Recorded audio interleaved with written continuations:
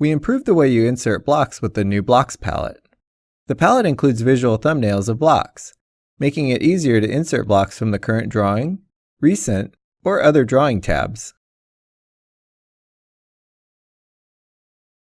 You can select how much information you want to see on the palette by choosing from various list types or different icon display sizes. And it's easy to filter for the exact block you're looking for.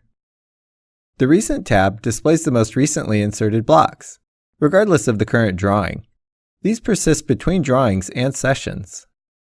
The Blocks palette includes a visual preview of the blocks along with insertion options like insertion point, scale, rotation, and more. Place blocks from the palette by dragging and dropping, or by clicking on the block and placing it into the drawing for more precision. Based on customer feedback, we added an option to repeat block placement.